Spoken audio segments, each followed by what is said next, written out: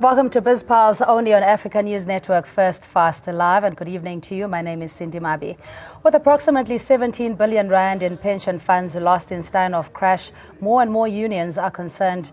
The Federation of Unions of South Africa calls for the Johannesburg Stock Exchange to take more decisive action against Steinhoff. The JSE has not delisted the company and has allowed them to continue trading despite the accounting scam coming to light.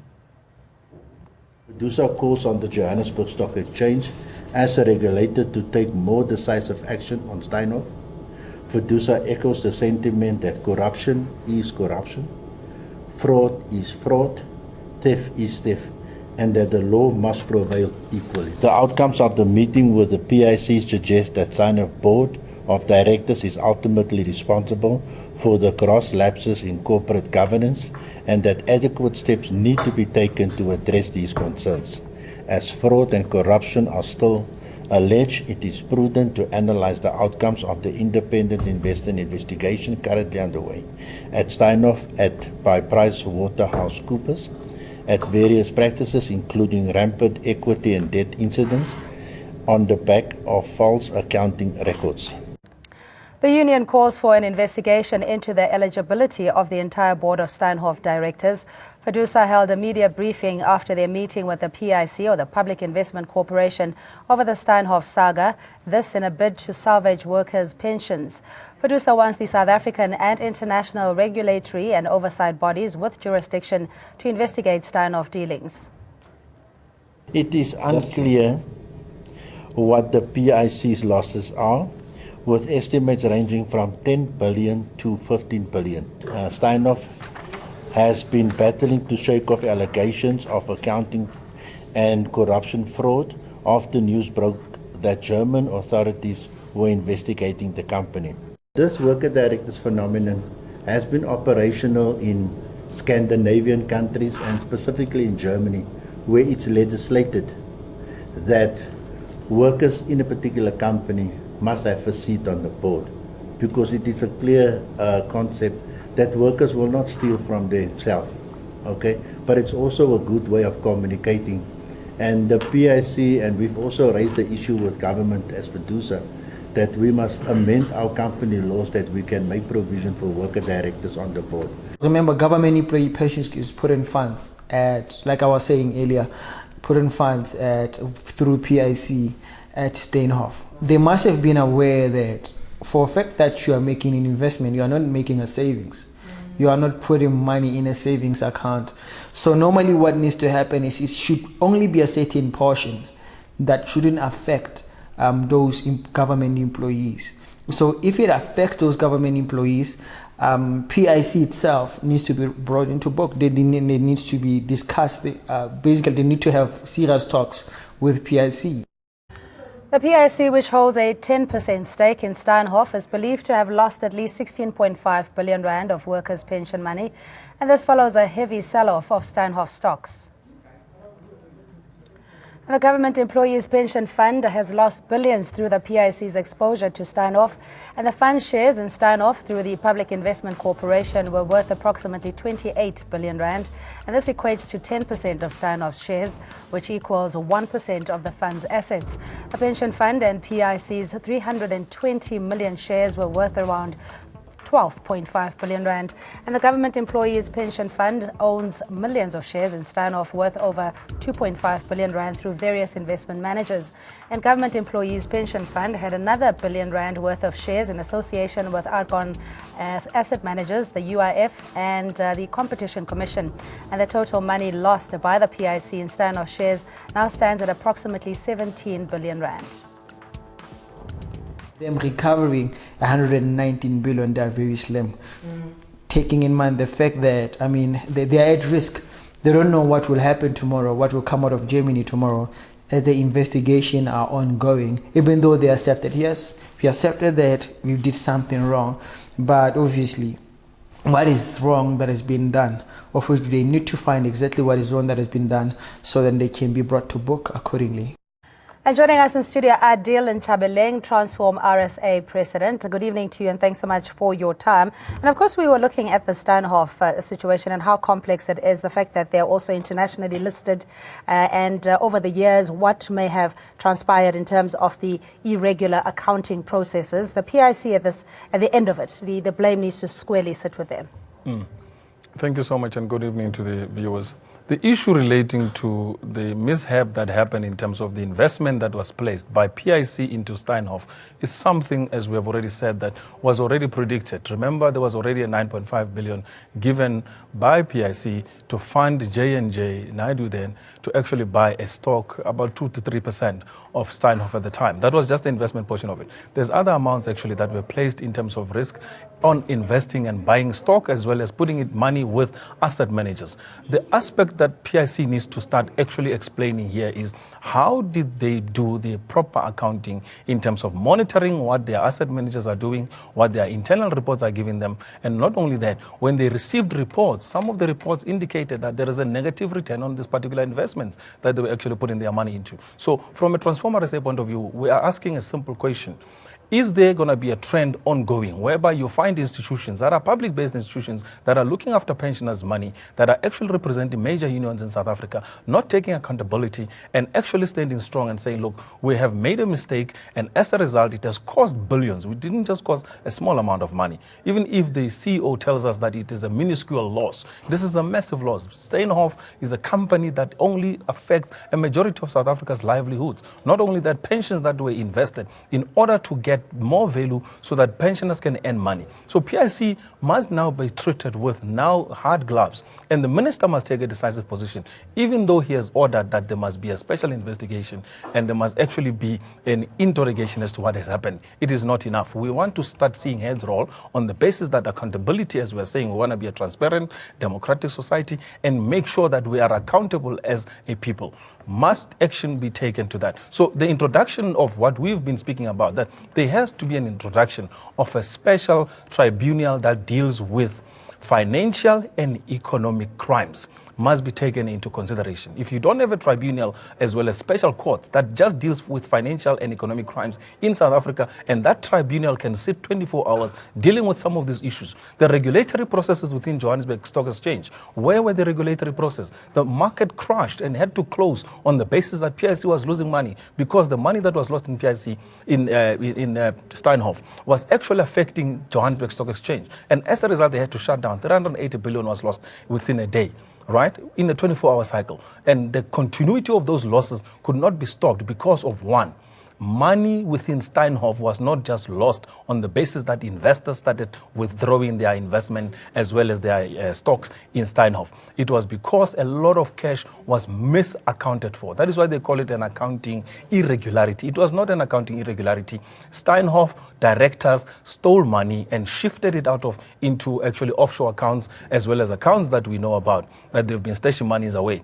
And as a result, when they got caught, that they've been stealing out of the company and actually creating all other complex structures in order to take this money away into offshore accounts. Nobody's asking about those issues, and nobody's raising the issues relating to that. Has the days of illicit cash flows not being traceable, has those days gone, in the sense that we've heard the Minister of Finance, Malusi Gigaba, saying investigate the PIC, the Public Investment Corporation? No other minister had done that previously. And we know that the conglomerates, the multinationals and their collusive behavior have been thriving in this country. And you think now with the Financial Services Board also calling for an investigation that we will get to the bottom of it? Look, the Financial Services Board is coming to the table on the wrong time. They have removed a lot of credible auditors. They've removed a lot of financial services suppliers and investment bankers, particularly black bankers, who were actually accredited Financial Services Board. We know one of our own guys, Clive Matibela, who used to report on some of these issues, on some of the key issues happening currently within the Financial Services Board and in the Johannesburg Stock Exchange. He was actually delisted as a provider. And we know that the history of FSB has never been a history that is actually encouraging, because they've removed a lot of people who would have been credible in assisting some of these institutions to become actually completely accountable and to keep an eye on them. But the major issue sits with the Johannesburg Stock Exchange and the South African Reserve Bank. If you can follow the two institutions and start asking them to list in the Johannesburg Stock Exchange, you need to be credible. There are regulatory measures. There are means by which they, on a monthly basis, your stock is read. Why were there no indicators that there is going to be a crash, there is going to be a crisis, and why did nobody take a decision to actually intervene? Here we're blaming a wrong ministry. The Department of Treasury only discovered when the issues were brought forward. Remember, it started off with the Treasury exposés that we spoke about, that there are massive maladministrations happening, particularly with pensioners and pension monies. That is when the Department of Treasury intervened. Minister Malusi Gigaba wrote a letter to say, please give me a breakdown of what has actually happened. And the breakdown was provided, and we saw that there were negative losses, where some of the losses were at a minus 24 to 26% return on investment, which means the capital that was exposed to some of these companies at the stock exchange was not actually returning back its value. That should have been the alarm bell. But nobody took it serious. Then we went to the second stage when we said, start interrogating as to how are we going to recover that money. Today, it's already lost because the stock share has plummeted. You are not going to recover the money. It is an explosion of a stock. It means 16 billion has been lost in this case, and it's never recoverable. What do we do going forward? How do we actually start putting institutions? Where is now the aspect of civil society, where the aspect of unions starting to play a role in some of the administration of these boards, the aspect of making sure that you involve the key role players and stakeholders to come and start interrogating. We provided for free at the time our services as institutions from Transformer SA to say we can help to mitigate some of these issues. We advised the unions, but most of them did not even understand the intricacies of the challenge involved in part of asset management and financing that they've been putting their monies into these things. So a lot of their asset is going to be tumbling. I mean, the latest news that is now 7 leagues as well as clubs in the rugby game are being affected, which means jobs are going to be lost in the sports as well as the recreational area. Not only that, Steinhoff represented about over 7 furniture companies, retail companies selling clothes. It represented companies like Hi-Fi Corporation and all of that. How are you going to recover that economic loss? How are you going to recover that financial loss? So the issues are not just limited to what Steinhoff is actually currently going through. What about stock owners and investors on this JSE who have lost their money? How do we account to that? So the blame cannot stop only at Treasury, or it must extend back to asking as what was the Reserve Bank doing when it's supposed to have been actually the watchdog, which allowed for some of these monies to come into South Africa, for some of the monies to leave. For everything that is done on the JSE, they report back to the South African Reserve Bank. The other aspect of it is the Financial Services Board. Apart from issuing out licenses, what are they doing on a daily basis to monitor the activity of the Johannesburg Stock Exchange, particularly that of asset managers, as well as investment banks, as well as the current retail banks that have been placed? But the red flags, as you were saying, was that, excuse me, the exclusion of labor. I beg your pardon, in terms of also influencing or making decisions around where employee money is going to be spent has over the years been prevented. So in the sense that you wouldn't know because you were not part of that particular cohort or group of executives. So again, how do we recover the money? If not, why not?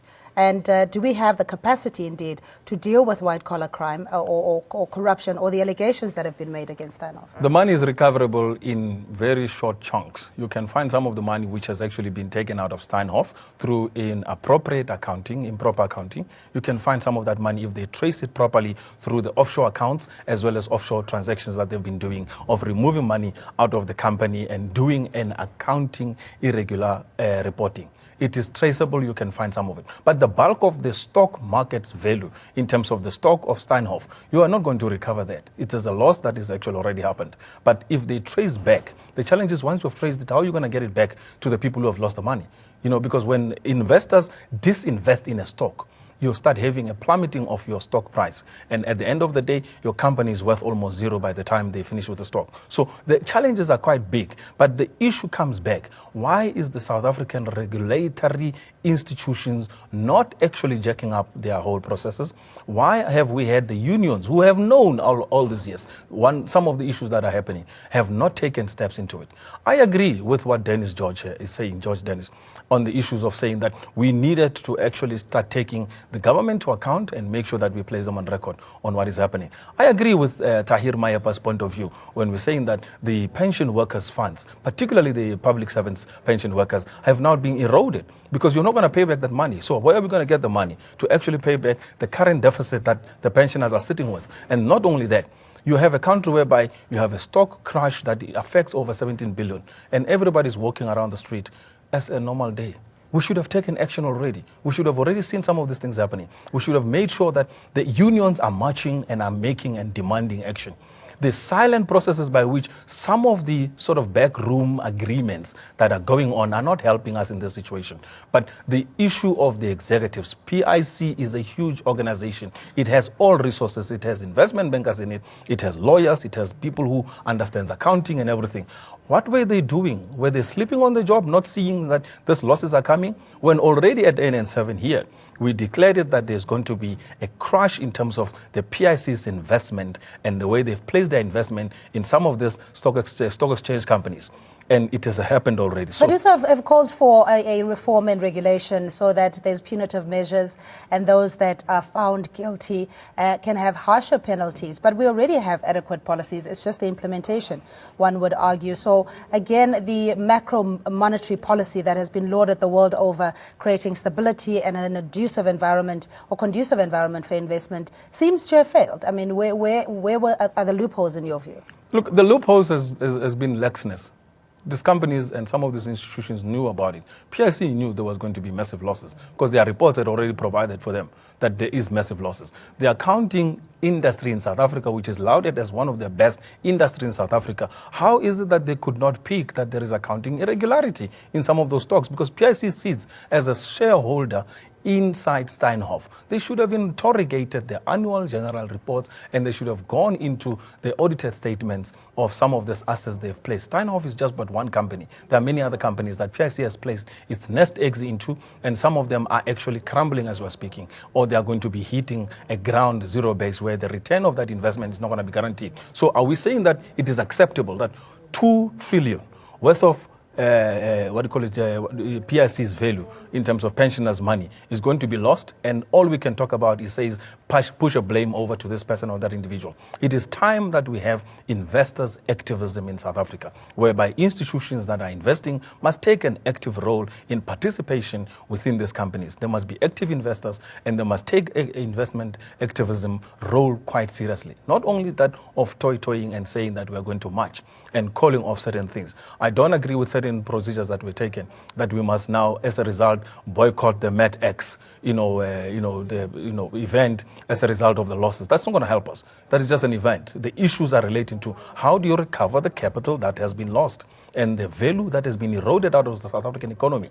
380 plus billion has been eroded, and more is still going to come.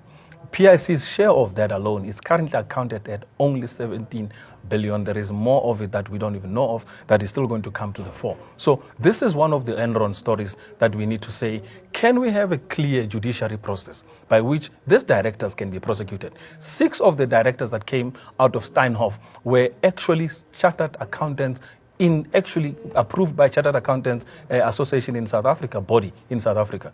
And some of them came out of the Stellenbosch School in terms of Stellenbosch universities. Why was there no, alarm bells? We have never had statements coming out of Stellenbosch University condemning the practice of those chartered accountants in the way they actually messed up Steinhoff company as a whole. We have never had the likes of Shoprite, who were actually direct owners, by the way, of Steinhoff. We have never had the current, capital investors coming out of Stellenbosch talking very clearly to say what is going to be done to bring this company and these individuals to account. We need to see action happening. We need to see prosecutions happening. We need to see cases being opened. And I'm happy that PPF has opened up a proper case and has been registered in Stellenbosch. But the issue is, will Minister Mbalula follow up on it? Will the Hawks start acting and come back to the days where you used to see Scorpion raiding companies and walking in and seizing documents and bringing people to account? It is not good to always see black people going to jail when they steal money. But when white people steal money in South Africa, nobody takes a decision. Why? Because they happen to come out of certain schools and they come out of certain circles.